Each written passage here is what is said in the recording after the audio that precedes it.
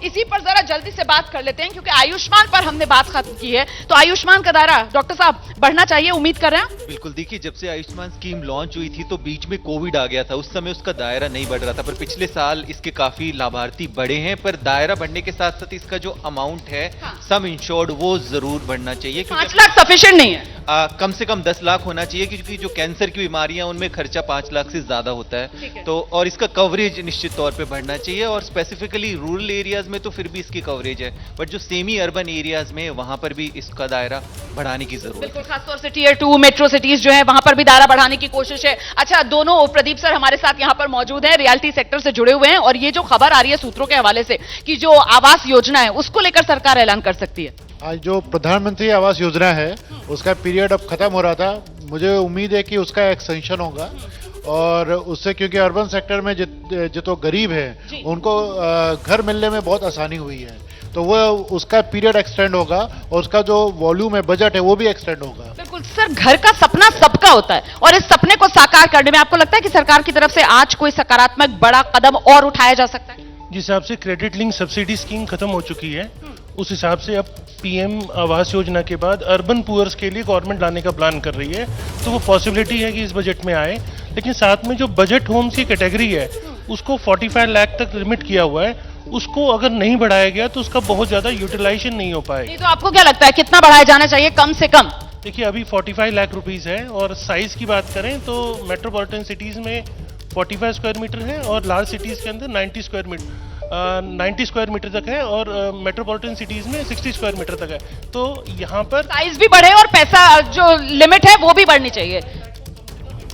45 लाख को कम से कम 80-85 लाख रुपीस। ये तो आपने पूरा ही डबल कर दिया सर, इतना कहाँ, कुछ ज्यादा उम्मीदें कर रहे हैं। इंटरिम बजट है, ये भी सोच लेना चाहिए। यामिनी जी देखिए, बजट में कोशिश की जाएगी कि संतुलन बनाया जाए, घरेलू सुरक्षा और बाहरी सुरक्षा को मजबूत किया जाए, और लोक लुभावन तो जरूर होगा क्योंकि चुनावी बजट है, तो सभी वर्गों के लिए कुछ ना कुछ जरूर होना चाहिए। आपने जो बात कही ना, मुझे अभिभाषण की बात याद आ गई राष्ट्रपति की, जिनकी तरफ से कहा गया कि हमारी सरकार सिर्फ आर्थिक विकास नहीं बल्कि सामाजिक और सामरिक विकास जो है उसकी मजबूती पर भी जोर दे रही है। जी सर, आप बताइए धनंजय जी, ऑटो इंडस्ट्री खासतौर से इलेक्ट्रिक व्हीकल्स, उनके लिए आपको लगता है बूस्ट मिलने वाला है?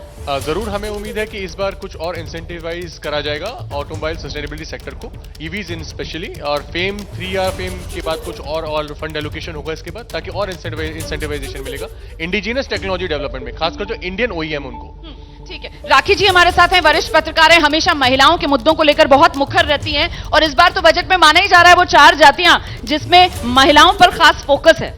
बिल्कुल, और पिछली बार जब हमने बजट देखा था तो महिला बचत सम्मान पत्र आया था।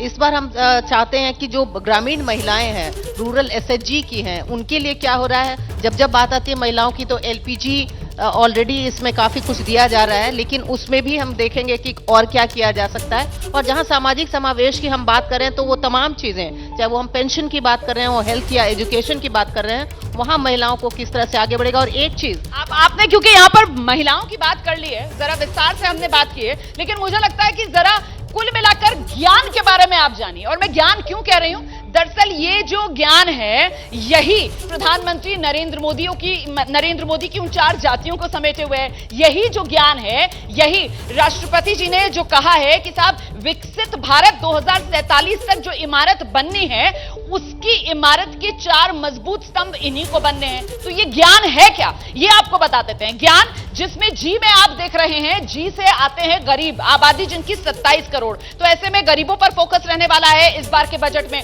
और महत्वपूर्ण यह हो जाता है युवा, वाई से युवा है, युवा आबादी 36 करोड़ की आबादी है, और युवाओं ने 2019 में अगर बात की जाए तो बीजेपी के लिए 41% ने वोट किया था, कांग्रेस को सिर्फ 19% युवाओं का वोट मिला था। तो यहां पर युवाओं पर आज सरकार का कितना फोकस रहने वाला है। इसके अलावा अन्नदाता मतलब किसान, 29 करोड़ की इनकी आबादी, 2019 लोकसभा चुनाव का अगर आंकड़ा देखा जाए तो ये जो किसान है करीब 35% बीजेपी के लिए उन्होंने वोट किया था, 17% जो है वो कांग्रेस के लिए वोट किया था। और फिर ज्ञान में आखिर में एन, नारी मतलब महिला, जिनकी सबसे बड़ी आबादी है वोटर के लिहाज से भी 71 करोड़। और ऐसे में ये जो महिलाएं हैं, इनको माना यह जा रहा है कि पिछले कुछ समय में ये वोटर के तौर पर निर्णायक भूमिका में आ गई हैं और जिसकी चाहती हैं उसकी सरकार बनवा देती हैं। प्रधानमंत्री नरेंद्र मोदी पर लगातार आशीर्वाद बरसाती रही हैं महिलाएं, क्योंकि बढ़ चढ़कर महिलाओं का वोट 2019 लोकसभा चुनाव में भी हमने देखा कैसे बीजेपी के खाते में गया। तो इस बार जो फोकस की बात की जा रही है वो ज्ञान पर। 3 वरिष्ठ पत्रकार यहां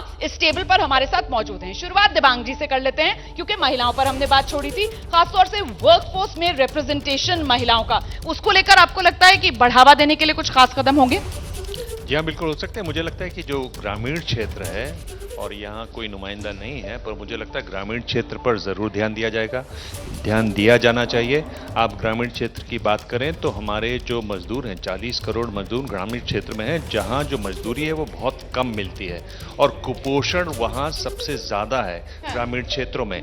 यानी अगर आप देखें तो करीब 70% लोग हैं जिनको पोषित ठीक से खाना नहीं मिलता।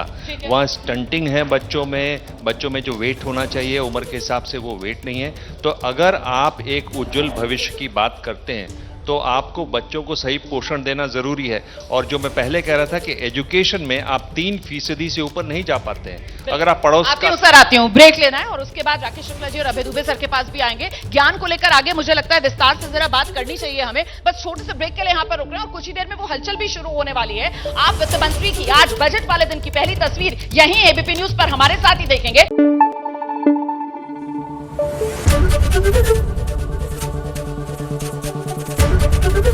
एबीपी न्यूज आपको रखे आगे।